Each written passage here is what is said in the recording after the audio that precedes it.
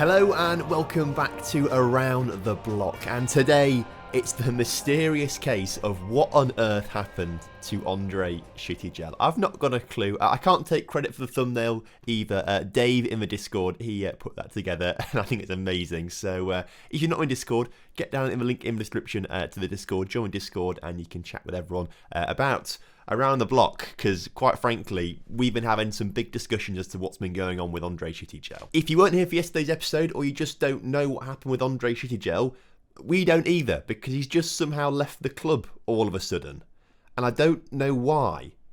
And I must have skipped over the news article about it, if there even was a news article about it, because we've not found any news articles about it. Even when I've gone back in older save files, I've not found any news articles about why he would have left the club. Even weirder, it was pointed out on Discord as well that his contract was until 2033, because I thought, okay, maybe the board only gave him a 6-month contract or something like that after he joined the club, because I didn't have a contract with him. The board did the contract when we left from Partizan to join here, but no, that's not the case. Luckily for us, he's not with anyone else right now.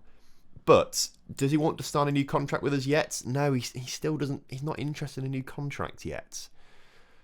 Andre, please. I don't know, maybe he got homesick or something. I just don't know what happened. I don't know what happened with RB Leipzig, but we're going to try and get him back today and sort things out with him. Anyway, welcome back. I'm not sure if I said that or not. Welcome back. Hope you're all doing well. I got a bit distracted by Andre, which I suppose we all are, aren't we? Now, since you were last here, transfers have been made, and we need to go and talk about those right away, because some of them have scored in games that we've played since last episode. So, what we'll do, first and foremost, is talk about the outs, which are actually behind my head right now. You can't really see them that well.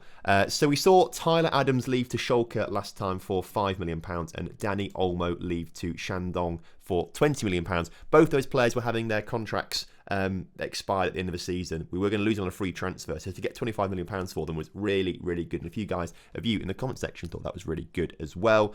This guy, Laurent Spirita, he's gone to Nantes as well for, if we can have a quick look, 14.75, rising to something else later down the line. It says £18 million behind my head. I know you can't see that, but it says 18 million down the line. He turned down contracts in China, unfortunately, but we've got a decent amount of money for him there. But he was like the third choice left back, so I thought, okay, it's fine. Let's leave him leave the club. This was actually our fourth choice at left back, and we thought, okay, let's let him leave the club as well. He's gone to Augsburg for £2.5 million. The reason we were happy to get rid of those two left backs, or backup left backs, is because we have Harish Buncevic, who we brought in. He's the best. And then we found this Karsten Cording guy in the youth team who was just as good as Jezovic. Maybe not in the first game. We obviously had those star ratings ridiculously high. They have come down for the other players now, so it must be to do with form. Like, they were just ridiculously high to the point where it looked like they were the best players in the squad. But those star ratings have come down a little bit. However, literally an hour before the transfer window shut, Hamburg put in an £11 million bid for Karsten Cording, which apparently was his minimum fee release clause. I had no idea he had a minimum fee release clause in there. I didn't know he was in the squad, basically, let alone having £11 million minimum fee release clause. And there was nothing I could do to block it, because it was an hour before the transfer window shut. And it literally said, news article, they've bid for him, it's been accepted, he's got his work permit, his minimum fee release clause met, and then the next news article was just, he's gone. Like, there was no in between. It was just this one after the other, instantaneously. Couldn't do anything to stop it. So he's gone to Hamburg. So I mean, I guess he must be all right, because he actually is now described as a wonder kid. He wasn't described as a wonder kid last episode, but he is described as a wonder kid now, which is a bit bizarre. The weird thing is, I don't feel too bad about losing him, because we didn't know we had him in the first place, essentially. We found him in one episode, and he left pretty much at the end of last episode as well. The issue that leaves us in, though, is because we thought it was okay to get rid of our two other left backs. He's also gone as well. It means we've only got one actual left back now. And of course, the transfer window finished, so we couldn't actually bring another one in, which was a bit annoying. On the plus side, we did sell over £50 million worth of players, which is pretty good. And we only spent £30 million. We brought in another centre-back. Now, I thought we just need to bolster up our backline just a little bit more. And I was chasing this chap all through summer, didn't want to join us, but finally Timotej Blažević has joined us from Dinamo for £30 million.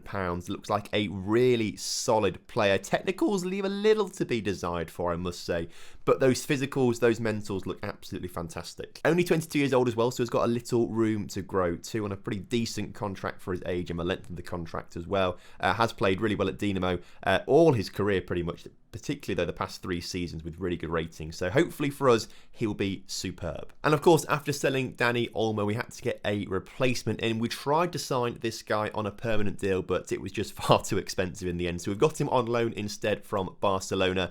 Makula is a Brazilian attacking midfielder, maybe not quite up to the level of Dani Olmo, but he's not far off, I must say, particularly with his mentals and his physicals and really good passing and technique there. That's what you want from your advanced playmaker in that position. So I think he'll be a great player for us for the rest of the season. And so building on from yesterday's episode where we lost 4-1 to Borussia Dortmund, the next game after that was a 3-0 loss to Bayer Leverkusen. Look at the stats though. They had 9 shots, we had 30, yet they win 3-0. It was a real FMing, that one. Really annoyed by that, but the scoreline does not do us justice. We did get back to winning ways afterwards, though, with a Jezovic brace in a 2-0 win over Hamburg. We then beat Borussia Mönchengladbach 1-0 with Juan Ferrero getting the goal on that one before we left it pretty late against Mainz in the 3rd round of the Cup. Timotej Blažević getting his first goal for the club on debut as well, actually, that game, which was pretty exciting for him, so congratulations there to him. We then had a 2-2 draw with Wolfsburg. They thought they'd won it in the 91st minute. No, Simon Dopatka, one of those youth guys we brought through last episode, scored in the 94th minute to pick up a draw there. Unfortunately, we lost against Cologne in the quarter-final of the Cup, which we weren't prioritising too much, and we actually had terrible results in the Cup all season, really. We had to rely on extra time against Mainz from the division below, and we had to rely on penalties against Kaiserslautern from the division below. So really, in the Cup, for whatever reason, we weren't particularly good, but we did bounce back once again with a 3-0 win over Fortuna Dusseldorf. Dorbel and Adeyemi with a brace in that one. As you can see, though, a couple of losses in there, a draw or two as well, so it wasn't the brilliant, or most brilliant time we could have had in between episodes. We still cling on to 4th in the table right now. In fact, Bayer Leverkusen only a point ahead of us. They must have had a bit of bad form recently, have they? Well, they've not won too many games. I thought they were a bit more ahead of us, to be fair, and they've not really done very well with scoring or keeping clean sheets, have they? So they're on -1 goal difference. We're still really, really good with our goals against. Obviously, we've conceded a few more, particularly against Bayer Leverkusen and Dortmund, but other than that, like, we've been really solid still. Only the 3rd, or still the 3rd best, or no, it's 4th best. Hertha Berlin have only conceded 16 goals all season. And actually down here, Schalke only 17 conceded, but they've only scored 18 goals. That's a bit bizarre. Either way, what I'm trying to say is, defensively, we're pretty decent. Going forward, we're not too bad either. We're still right up there. I think we're joint 3rd, actually, now with goals scored by looking at things. But still a long way off the Borussia Dortmund and the Bayern Munichs. Hertha Berlin are obviously challenging for some European places this season, so we need to get a good result against them in today's episode. And of course, Stuttgart are right down in the bottom of the table, although they are in a pretty decent run of form, winning 4 of their last 5, so they'll be quite a difficult team to beat. Sticking with the 4-2-3-1, Andre Luis stays in goal with Harish Buncevic starting at left back. New signing Blažević starts alongside Diogo and Ferrari to make up the rest of that back line. Murovski and Dorbel in that midfield partnership, although they should be swapped over, shouldn't they, actually? There we go, swap those 2 guys over. Adeyemi starts on the right. Wolfram, who is one of those youth guys that we brought through from last time, he's not as good as Jezovic, but Jezovic is currently injured just down here, out for very quickly. We're back soon, so she'll be back for the next game, which will be quite good. But Wolfram takes his place right now. New loan signing, Makula starts in the attacking midfield position with Rogler starting up front as Thaddeus Igalo. Where is he? Yes, he's starting on the bench today because he's got a 6.64 rating in his last 5 games. Has just come back from the African Cup of Nations where the Ivory Coast, if we have a quick look on Thaddeus Igalo, Ivory Coast, they got to the final, lost it on penalties. Who missed that crucial penalty? Of course, it was Thaddeus Igalo who missed the crucial penalty, which meant that Senegal won.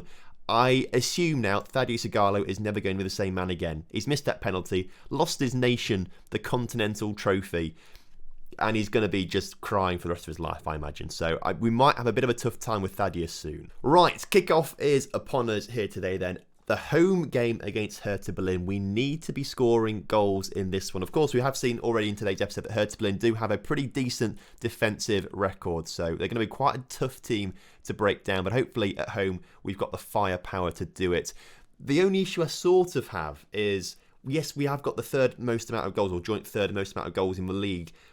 They're all coming from like the entire squad, which is good, but there's no actual real distinctive goal scorer, which I'm a little concerned about. You know, ideally you want goals coming from all over the squad, but you do want you know, a striker is going to get 20 goals a season. At the moment, I don't think any player individually has got more than 10 goals. But Hans-Jörg Wolfram has come into the team and he scored his first goal of the season, which is fantastic. Hopefully, we'll see some more goals from him whilst Jezovic is injured and things like that. But a great start to the game for us, breaking down that Hertha Berlin defence. Had to get the goal early on, I think, and Wolfram, unmarked pretty much, heading it into a top corner. I don't think it's a coincidence that we've had a little bit of a downturn in results. Obviously, a couple losses in between episodes, and obviously, Shtygel is no longer at the club. I feel like that's no coincidence. Him leaving has had a negative impact on our results. It must do, because obviously he's the one that does everything for me pretty much. He does the training. In fact, oh god, maybe that's why I have Shtygel assigned to do training.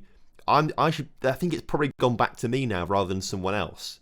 So maybe I need to sort that out, actually, thinking about it. Maybe we've had a few poor results when it's because I'm meant to be doing my training. I've not been looking at it. Oh, God, that's bad, isn't it? I'd love to hear your theories on how he's somehow left the club, because obviously I've not sacked him. I would never do that to him.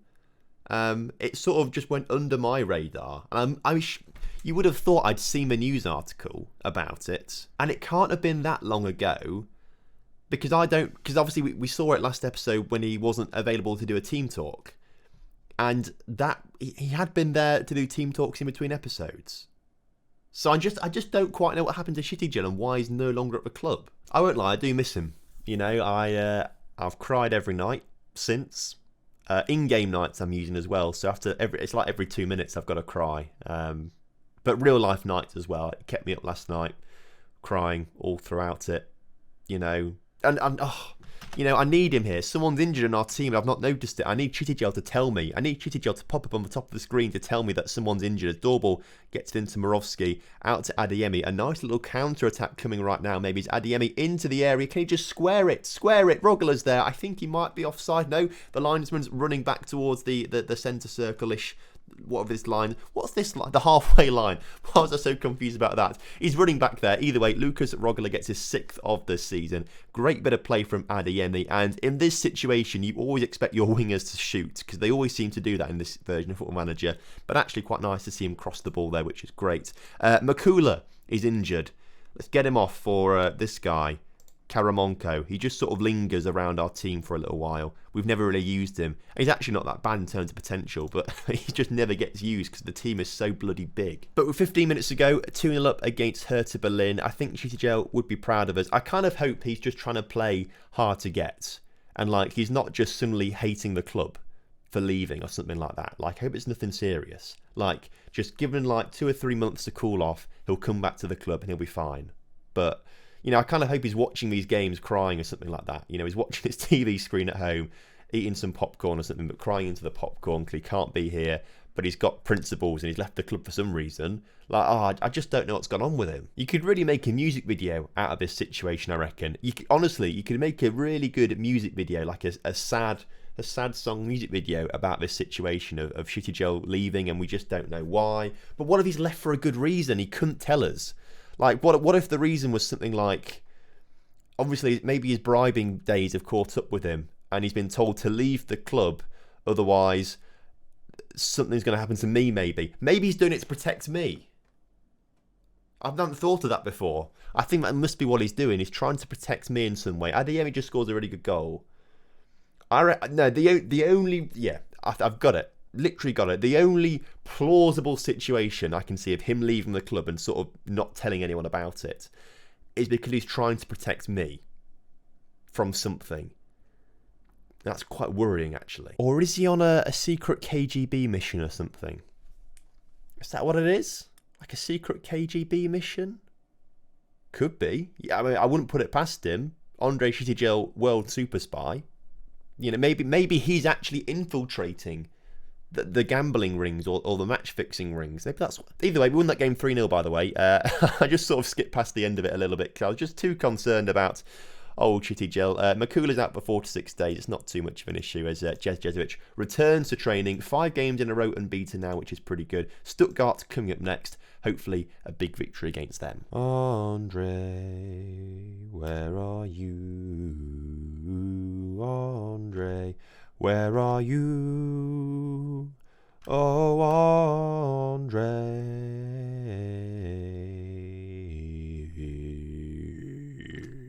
Where are you? So then, for the Stuttgart game, a couple of changes are needed. This Makula guy he's just come back from his injury, but obviously 77% condition is not what we want to be seeing. So this Karamonko guy looked like he was okay last game. Let's give him a go. We also want to bring...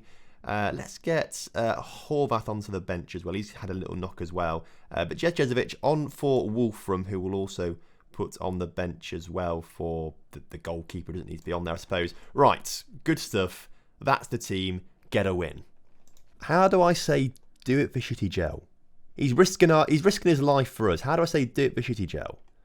I don't think I can I? Sports Interactive, if you're watching, please make that an option next year. Do it for Shtygel, as Ferraro's just been injured in like the opening 2 seconds of the game. You hate to see it. Okay, hang on a sec. Wolfram, he's a left winger who can also play right back. You love to see it. To the point where I actually think I might put him on as right back. Who's like next best after him? Oh, it's Dopatka. But no, it's not. I'm putting Wolfram at right back. This could be quite a bad choice, but the left winger is now playing right back. But it can do it, apparently. I love that versatility. You know, Wolfram, you could be a new hero for us if you keep a clean sheet today. The first half, though, is going by rather slowly. Nothing happened. This is the first highlight of the first half, actually, and it's Stuttgart coming forward with the ball. They get it out wide to the right-hand side of their attack, and it goes well wide in the end. Slightly concerning, though, that's the only highlight of the game so far. We're not making great use of our... Considering that Stuttgart are down in 15th, we should be doing better, but of course, we did see that they did win 4 games on the bounce, didn't they, in their last 5, so... They are in very good form as Jezovic gets it into Haraj Buncevic. Haraj into Jez into Rogala. Rogala hits the post. Unlucky there, son.